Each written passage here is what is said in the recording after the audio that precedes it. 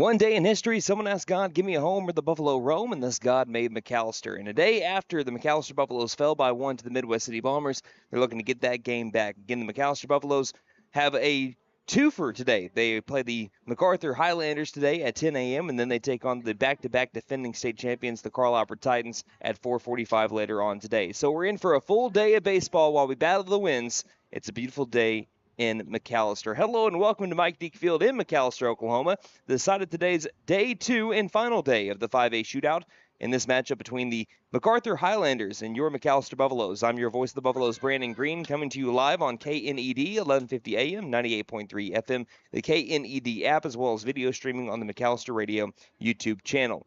So the McAlester Buffaloes 14-11, and the story of yesterday's game, simply miscues. McAlester wanted to be a little bit better than what they've been the last couple of days. Again, you saw McAlester lose 15-1 on Tuesday behind 5 errors, and then they lost 6-5 behind another 5 errors yesterday. And when you look at yesterday's game, 3 out of the 6 runs that were scored were unearned runs, so half the runs. Meanwhile, McAlester only had 1 unearned runs that they scored yesterday, so Buffaloes are giving up too many free passes to their opponents, and if you're wanting to beat teams, especially 5A teams, teams that could very well make it to the state tournament, and you could see them if you are able to make it that far, you need to be able to play better defense. McAllister's been able to hit the ball well enough. They out-hit Midwest City 11-8 yesterday, but they gave up 9 free passes. That's walks and hit by pitches, and they also had 5 errors combined to the Bombers, 4 free passes and 3 errors. So that's got to get cleaned up. That's really the name of the game for McAlester is they can't keep on shooting themselves in the foot,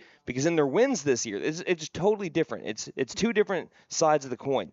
In their wins, McAlester is averaging 1.7 errors per game in their wins this year in 14 games. In 11 games where they have lost, they're averaging 3.7 errors per game. That's 2 more errors per game in losses than they have in wins. That goes to show you that you could have probably won a lot more games this year if you just play good defense like you have in your wins. So it's self-inflicted wounds. McAlester looking to clean that up here today. As for the MacArthur Highlanders, they're in District 5A2. They're third place right now in 5A2, and 7-4, led by head coach Rodney DeLong. They are a team that their entire season has come down to how well can they swing the bats. 12 of their 14 wins, they have scored 10 or more runs. So they are 2-12 when scoring under 10 runs. So if their bats are on fire, they're more than likely going to win. If they're not on fire, and even if they're average, more than likely they lose. So it's a tale of two sides of the coin there with the Highlanders as well. They've lost 5 out of their last 6. They've lost 8 out of their last 10. They were 12-4 before this 10-game stretch. Their wins in this 10-game stretch were against Shawnee 5-0. And I believe I have 10-9 versus Hera. Last year, they were 15-20. They have won 1 state championship in their history. And this is a little bit personal. I'm sure Coach Hughes loves this. It was in 1995, and that was 7-3 over the McAlester Buffaloes. So these two teams have a little bit of history here. They're looking for their first state tournament appearance since 2019. McAlester has not played MacArthur since April the 20th, 2018, so almost 7 years ago to the day, just a couple of days off, and that was also in the McAlester shootout. McAlester lost 6-4. They're currently in a 2-game losing streak to the MacArthur Highlanders. Now, I'm not trying to pat myself on the back here, but I'm just saying the last win that McAlester had against the Highlanders, I swung the last bat. It was a walk-off for a run rule 10-2 victory back in 2014, April 24th. I remember exactly where it hit, too. It was about halfway down the left field line between the infield dirt and the wall there. It wasn't a well-struck ball. It was just a little bit of a blooper that fell in between the third baseman, shortstop, and left fielder. But still did the job, and McAlester won that game 10-2. That opened up the Mike Deak shootout, or excuse me, the 5A shootout. This is game 2 of 3 of the 5A shootout. Let's look at your starting lineups as we have both head coach Justin Mullins of McAlester and Rodney DeLong of the Highlanders meeting together. Both teams are wearing gold jerseys today. McAllister's wearing gold pants, while the Highlanders are wearing their white pants. McAlester black caps with the gold bills. Starting off with the visiting team, the Highlanders, again 14-12 on the season, 1-9 looks like this. Leading it off, the second baseman, number 5, Bo DeLong. DeLong at second. Batting second, the shortstop, number 15, Thatcher Zeller. Zeller at short. Batting third, the center fielder, number 17, Spencer Thurman. Thurman in center field. Batting cleanup, the third baseman, number 23, Leland Kawina.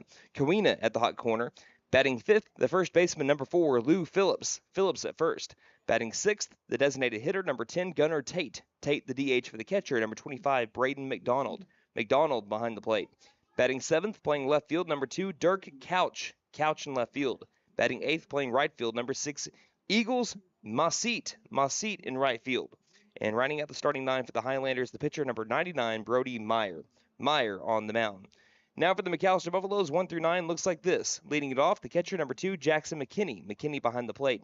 Batting second, the second baseman number 1, Spencer Stinchcomb. Stinchcomb at second. Batting third, the shortstop number 21, Denver Durant. Durant at short. Batting cleanup, the center fielder number 11, Gunnar Hodgel. Hodgel in center. Batting fifth, the first baseman number 14, Cole Labus. Labus at first. Batting sixth, the third baseman number 12, Parker Dusenberry. Dusenberry at the hot corner. Batting seventh, playing right field, number 4, Gavin Brumley. Brumley in right. Batting eighth, the designated hitter, number 7, Brody Parker. Parker the DH for the pitcher, number 5, Jordan Clark. Clark on the mound. And batting ninth, rounding out the starting nine for the Buffaloes, the left fielder, number 6, Blake Judkins. Judkins in left. So it looks like we will await our possible national anthem. We still have Coach DeLong meeting with the 2 umpires. Coach Mullins has made his way back to the dugout.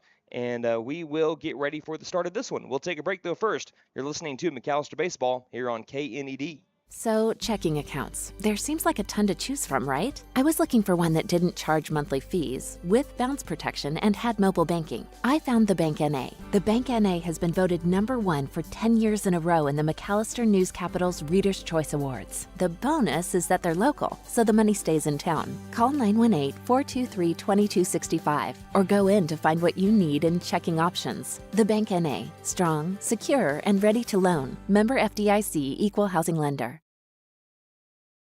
For more than 50 years, First Realty has helped the residents of McAlester and the surrounding area with their real estate needs. Whether residential or commercial, First Realty will guide you through the process of buying or selling your home or business. You can view our property inventory online at first-realty.net. We update our listings daily. And don't forget, if you're into pickleball, the Pickle Palace is open. If you have questions, give us a call at 918-423-3122. Ready for a home run in comfort? Freeze and Flare Heat and Air LLC is always ready to step up to the plate. Whether it's beating the summer heat or staying warm through the winter chill, they're your go-to team for fast, reliable HVAC service. From quick repairs to expert installations, they ensure your home stays comfortable year-round. Don't despair or let your comfort sit on the bench. Call Freeze and Flare Heat and Air and keep your home out of the trench. We're licensed, bonded, and insured. Mechanical license number 0014445. And with our convenient online booking, it's never been easier to get the comfort you deserve. Welcome back to Mike Deak Field, the house that Hughes built here in McAlester, Oklahoma, as the Buffaloes are ready to start off day 2 and the final day of the 5A shootout, with tomorrow being canceled, really moved around, as now we have 2 different sides being played today over at EOSC in Wilburton and here in McAlester. So let's look around the diamond as McAllister's taking the field. No national anthem here to start off our day today. Labus is at first, Stinchcomb at second, Durant at short, Dusenberry at third. In the outfield, Judkins in left, Hodgel in center, Brumley in right. And the battery for the Buffaloes today, McKinney behind the plate, and Jordan Clark on the mound. And I might be mistaken, but this is, I believe, Jordan Clark's first start on the mound. Every other appearance I think he's had in his varsity career has been in relief for the Buffaloes. I believe this is his first start. So far in the season, he's had limited action, a 0-0 record, 1 save. He's pitched in 2 2/3 innings, a 7.88 ERA, but that's a little bit inflated. It's only been 3 runs earned, and I think that was in 1 game against Bixby to start the year. 4 strikeouts to 4 walks, a 3.33 batting average against him, with his first pitch strike percentage at 59%. I'm about to have first pitch brought to you by Big V Feed Center in McAlester, Hadco Farm and Ranch in Kiowa, and Shakota Wholesale Feed Company in Shakota. See them for your spring feeding program needs. So it's 5v5. Number 5 Clark against number 5 Bo DeLong. Righty versus lefty matchup. DeLong the lefty. Clark winds, deals first pitch, foul backwards for strike 1. And it's baseball time here in the Heartland. And not many times we get to have this. First pitch time today, right at 10 p.m. or 10 a.m. Right at 10 a.m. with first pitch time today.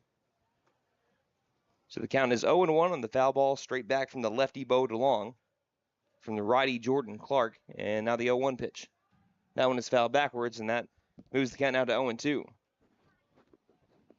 By the way, joined today alongside Nate Brown, and shout out to Chase McNutt. If he wouldn't have ran us by a late piece, Nate wouldn't be heard on the broadcast today. I'm just glad to be here. Count is 0-2. Clark looking for a stellar start to his day. The 0-2 pitch. Pops it up and foul, as that one will ride its way to the Hughes Fieldhouse. We had some sunny skies this morning. That's going to give way to cloudy skies, and it's already starting to do so. More so of an overcast sky here today. And the wind is howling. We have wind gusts as high as 44 miles per hour today. Here's the 0-2 pitch. Swing and a miss for strike 3. What a start to your day for Jay Boogie. Swing and a miss. Sit him down, throw it around, 1 down here in the top of the first inning. Brings up the shortstop, number 15, Thatcher Zeller. I mean, that's exactly what you want to see in the first batter. So the Buffaloes with a little bit of a change in their lineup. Of course, Jordan Clark getting the start. You have Gunnar Hodgel that's played a stellar center field, or rather right field, now playing center. Here's a swing and a miss on a high fastball to Zeller for strike 1. Zeller, the righty, to the righty, Jordan Clark. This week, Gunnar Hodgel has made 2 unbelievable, fully extended diving catches. The one on Monday was ridiculous, as the 0-1 misses for ball 1. Really, the one on Monday was truly unbelievable. That is a word that is overused in sports. It was truly unbelievable. Yeah. One of the best catches I've seen in any level of baseball. Here's the 1-1 that bounces in for ball 2. And the one on, last night wasn't equally as good, but it was still fantastic. And you can go back and watch that. I think it's around the 5th inning, and still fully extended. It was incredible. Here's the 2-1 pitch. That one misses outside, and now Clark falls behind in the count, 3-1 to Thatcher Zeller.